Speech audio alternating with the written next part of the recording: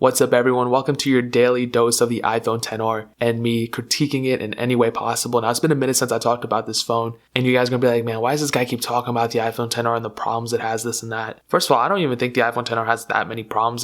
There's nothing that'll like stop you from using the phone. I just critique every single phone out there. It's not even just Apple, Samsung. I criticize every phone, guys. It's not just this, but this is the newest one. And actually recently, something crazy just came up, and I think I just heard the news yesterday, but pretty much the iPhone XR, before the problems were like the screen, the price, the this and that, no Force Touch, but now we have a different problem, and this one is actually kind of surprising to me at least. So before, if you guys remember, the hype of the iPhone XR was that it was going to be the most sold iPhone, this and that, it was going to overtake possibly the iPhone 6 and 6 Plus, but more importantly for this year, or at least the last couple of years, it was going to be the most sold iPhone, I guess, after the 6 and 6 Plus, just because it was the budget priced iPhone. It wasn't a budget price, it was just the budget iPhone. And this problem now is actually with the sales numbers that's possibly going to come out. Now, none of this is 100% verified, but I personally believe that this is completely true. I've seen so many reports and analysts talking about it, and these are the same analysts that predicted that the iPhone XR were going to sell, right? So it could be wrong, but I think I would probably put my money on it.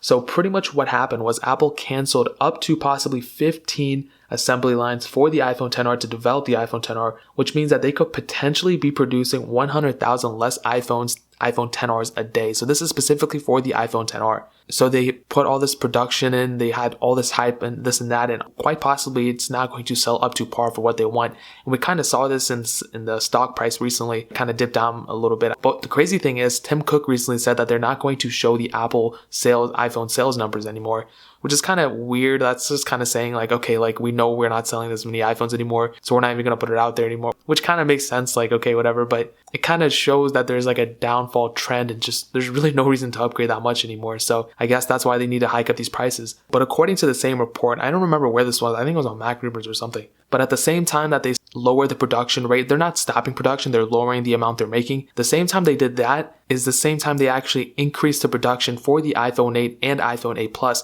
because those are actually cheaper than the iPhone XR. And my opinion, I already did so many comparisons between the iPhone 8 and 8 Plus, and I already said the iPhone 8 Plus is a much better phone than the iPhone XR, and I would rather have an 8 Plus than an iPhone XR, and the iPhone 8 Plus is even cheaper. So they actually increased the production for the iPhone 8 Plus and the iPhone 8, and I'm pretty sure they're trying to hype it up so more people will buy the iPhone 8 Plus at this point, because they know like not that many people are buying the iPhone XR. And like I said, if the iPhone XR was priced a little bit lower and they priced the iPhone 8 Plus just like a little bit lower than that, even like $20 difference, I feel like more people would have bought the iPhone XR if it was like $699 or it's like $650, and then the iPhone 8 Plus could have sold for like $600 or something. I mean, they would have still made a ton of money off of it no matter what, but that's just kind of weird. Like they priced it at such a weird price point, it's just way more expensive than they should have. So right now what's pretty much going on is that the iPhone XR is still going to sell, people are still going to buy it, but less people are buying it than they thought. So that's kind of a good thing, kind of a bad thing. It's a bad thing for Apple because they can't sell as many and they're not going to make as much money, but it's kind of a good thing for consumers. For one, obviously we don't have to wait in line to go pick up an iPhone XR, but another thing is that this will kind of be like a wake-up call for Apple to be like, hey, we really need to start doing something else, something crazy, start pushing more boundaries with these phones, maybe price them lower, maybe do something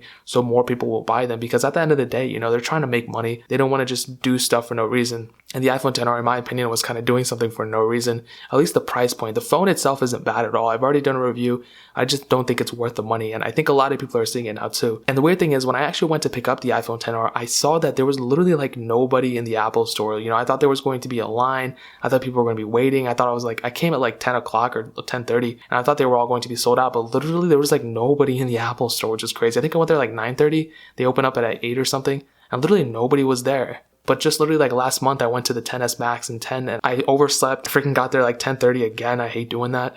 And there was nobody waiting outside or anything, so I walked in, and there were people outside the Apple store, and there were the employees, and they were like, are you here to pick up a XS and XS Max? I'm like, yeah. And I was like, can I still pick up a XS Max? You guys have them? You're like, no, we don't have them anymore. If you pre-ordered, you could pick it up, but we don't have any just for you to come in and pick it up. So literally right now, I don't think anybody's waiting in line to pick up an iPhone XR.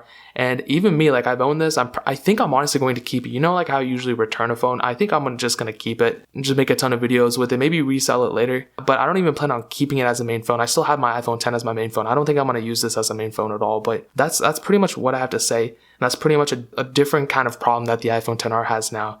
is not a hardware problem, not a software problem, but a sales problem. So Apple's just not making as much money as they thought they were going to make. So that is pretty much where I'm going to leave it at. If you guys have any questions or anything like that, leave it down in the comment section below. Hit that like button, that'll mean so much, but definitely hit that subscribe button. Every single subscriber we get really does count, so it means so much if you guys could hit that.